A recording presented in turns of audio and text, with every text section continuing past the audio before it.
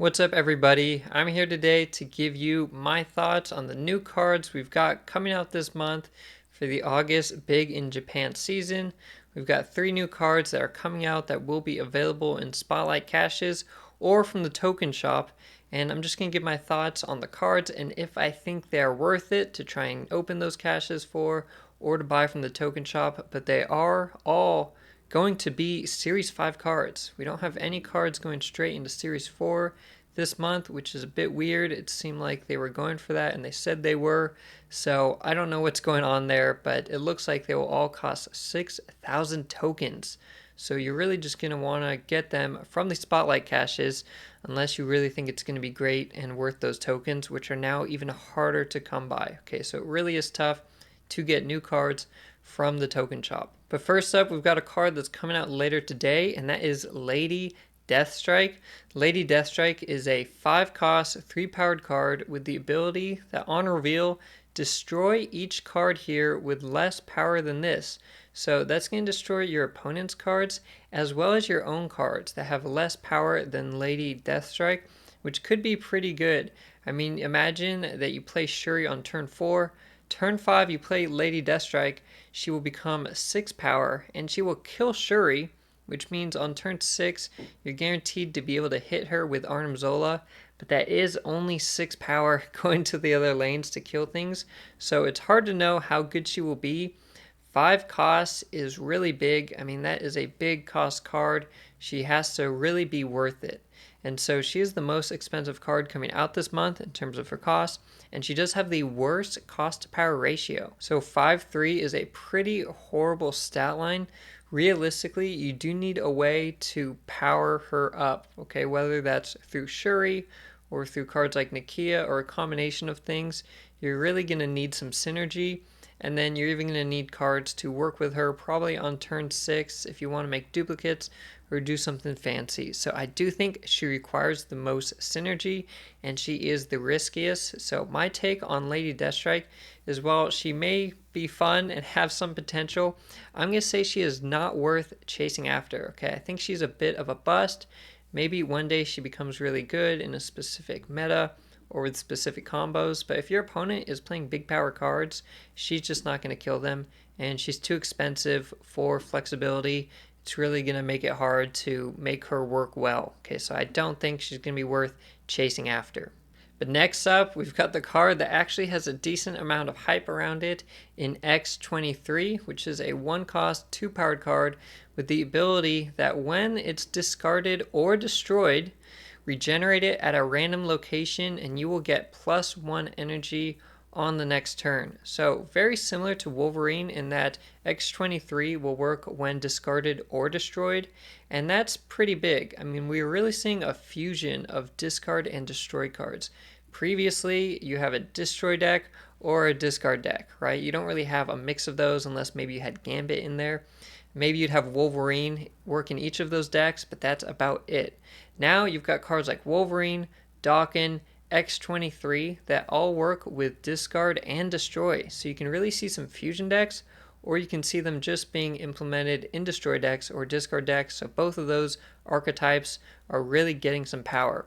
X23 at a 1 cost, I have to kind of agree with the hype. I don't know if she'll be busted, but being only a 1 cost card that can't die, essentially, right? She can't permanently die off the board. She's just going to regenerate somewhere else like Wolverine does, and instead of giving you a power boost on her, you're going to get +1 energy next turn. So she is a way to energy cheat, but she's also keeping that power on the board, and that's a big weakness of 1-cost cards, is that they just die to Killmonger, and then they're just gone, and you don't have their power on the board. So X23 is great against Killmonger. You would be very happy if your opponent does play Killmonger, and you can obviously play Carnage or Venom on her just like you would Wolverine. So she really gives that consistency to the early game of a destroy or discard deck. And so for that, I think she might be worth it. She's coming out August 21st, August 22nd. Again, she is supposed to be 6,000 tokens going right into Series 5. But I'm giving her the thumbs up.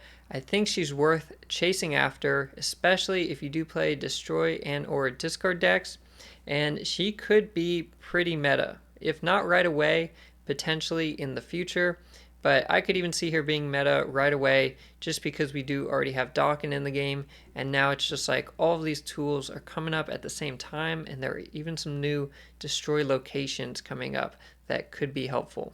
And lastly, we've got Silver Samurai. Silver Samurai is coming out August 28th to 29th, depending on your time zone. He's going to be a 4-cost, 5-powered card with the on reveal ability that each player discards the lowest powered card from their hand.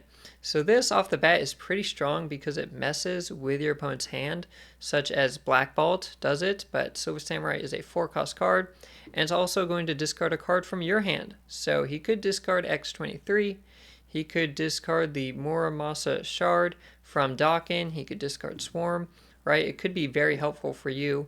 And so it's kind of like Moon Knight, but it's targeted, okay? You're targeting the lowest power card. Remember, it's not lowest cost card from your opponent's hand, it's lowest powered card. So you're going to hopefully hit something good for your opponent. You might not hit their big 6-cost card. You're probably going to hit something smaller, but if you're playing against a smaller deck, that could be very helpful for you. And obviously for your own hand, you're going to hopefully know what's going to be discarded. Now, Silver Samurai has a pretty good stat line. I mean, 4-5, that's the current stat line of Enchantress, who I play in decks, and sometimes I have to play her right on curve if I don't have anything else to play, and it's decent. Okay, just dropping 5 power on the board is pretty decent, so even if he doesn't hit something amazing from your opponent's hand, that alone just might help out. Okay, just getting his 5 power on the board, he should be decent. I don't know if he's going to be amazing. He obviously is for the discard archetype. He's not going to work with destroy, but he is for discard players. So if you do enjoy discard, I would give him a tentative yes, that he is worth chasing after. If you're not a fan of discard, or you're not too hyped on him, or you don't have the caches saved up, maybe think twice about chasing after him and trying to get him. But if you do play discard, I think he could just be a staple. Again, just his stat line alone is solid, right? He is just a 4-5 that's going to do something to your opponent's hand, and he could help you discard stuff. He is almost never going to discard Hela from your hand, which could be pretty good. And so I'm giving Silver Samurai the tentative yes. He is also going to be 6,000 tokens, it seems. So maybe don't pick him up in the shop for 6,000 tokens, but if you have those caches saved up, again, maybe he's worth it. So those are my thoughts on the new cards coming out this season. I think X23 is going to easily be the best card because of how cheap and flexible she is, and she also works with destroy and discard decks, or a fusion of both. Silver Samurai just has a solid stat line. I think he's going to be a decent card. I don't know how much play he will see, but we could see him become a staple in discard decks. And then Lady Deathstrike is really the wild card. You're going to need to think of some big combos and have great synergy to work with her.